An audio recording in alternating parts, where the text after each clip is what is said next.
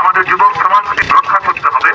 এই যুবকরাই আমাদের আগামী দিনের ভবিষ্যৎ। তাই আমাদের সকলকে যার যার অবস্থান থেকে প্রত্যেকটা পাড়া মহল্লায় আমরা মাদক প্রতিরোধ কমিটি গঠন করে আমরা প্রতিরোধ করব। আমরা অচিরেই মাদককে আমরা প্রতিরোধ করতে পারবো, নির্মূল করতে না পারলেও।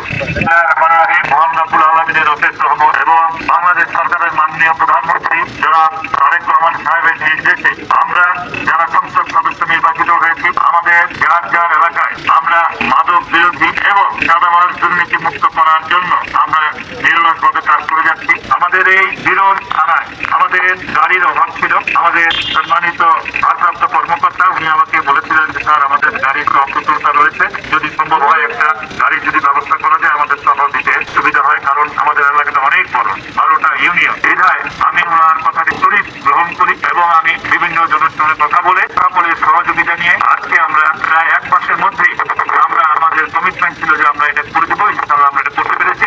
সেজন্য মহান রব্বুল আলামিনের কাছে শুকরিয়া আদায় করি, আলহামদুলিল্লাহ।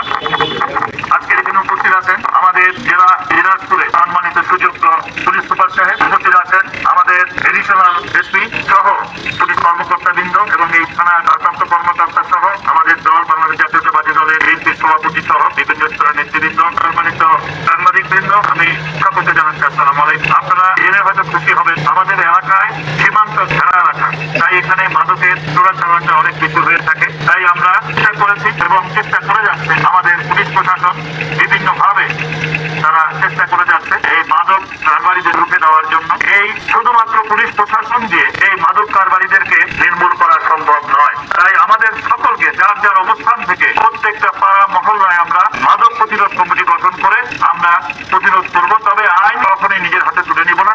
আমরা যখনই এই সমস্ত খবর পাবো আর যদি কখনো হাতে নাতে ধরতে পারি, এটা আমরা পুলিশ প্রশাসনের কাছে তুলে দেবো, প্রশাসন আইনগত ব্যবস্থা গ্রহণ করবে। আমরা সবাই যদি যার যার অবস্থান থেকে আমরা সক্রিয়ভাবে কাজ করি, আমরা বিশ্বাস করি প্রশাসন আমাদেরকে সহযোগিতা করবে এবং আমরা অচিরেই মাদককে আমরা প্রতিরোধ করতে পারবো, নির্মূল করতে না পারলেও। আমাদের যুবক সমাজকে রক্ষা করতে হবে।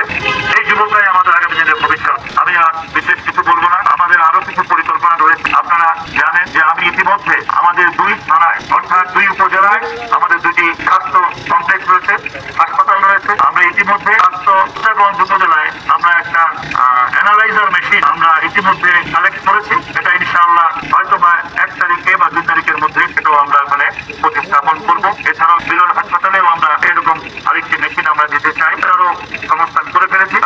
ছুটির কারণে এই যে আমরা এটা হয়তো প্রতিস্থাপন করতে পারছি না, হয়তো এই যে 1 দিন বা 2 দিন পরেই ঢাকা থেকে লোক এসে এগুলো আমরা প্রতিস্থাপন করব। আমরা চাই জনগণ ভালো থাক, নিরাপদ থাক এবং আমাদের নিরাপত্তার জন্য আমাদের পুলিশ ভাইয়েরা সর্বদা প্রস্তুত আছে। আমরা আশা করি ওনারা আরো সচলভাবে, আমরা সকলে যদি সহযোগিতা করি, ওনারা আরো নব উদ্যমে নূতনভাবে কাজ করে যাবে। আমরা তাদের সহযোগিতা করতে চাই। আমি আজকে অনুষ্ঠানের মাধ্যমে আমাদের যেহেতু পুলিশ সুপার সাহেব আছেন, আমি ওনাকে বলবো আগের সরকার নেই, এখন নতুন সরকার, নতুন সরকারের চিন্তা ভাবনা। পুলিশ হবে জনগণের বন্ধু। পুলিশ স্টেশনে এসে, থানায় এসে সাধারণ মানুষ যেন অজানির শিকার না হয়, সেটা আমাদের সকলকে লক্ষ্য রাখতে হবে। কেউ যেন আমাদের পুলিশ প্রশাসনের ভাইয়েরা যেন সাধারণ মানুষের সঙ্গে যেন অন্তর্ধান কারণ না করে, তাদেরকে যেন তারা এমনি বিপদগ্রস্ত হয়ে থানায়, তাদেরকে আমরা যেন ব্যবহারের মাধ্যমে, কথাবার্তার মাধ্যমে তাদেরকে যেন আমরা অন্তত একটা ভালো পরিবেশ সৃষ্টি করে তাদের বিপদ থেকে উদ্ধার করার জন্য আমরা কাজ করি। এটা আমি সকল পুলিশ ভাইদের প্রতি অনুরোধ রাখবো, আহ্বান জানাবো। আমরা নতুন সরকার, আমরা নতুন ভাবে কাজ করতে চাই। আমাদের সরকার হচ্ছে জনগণের।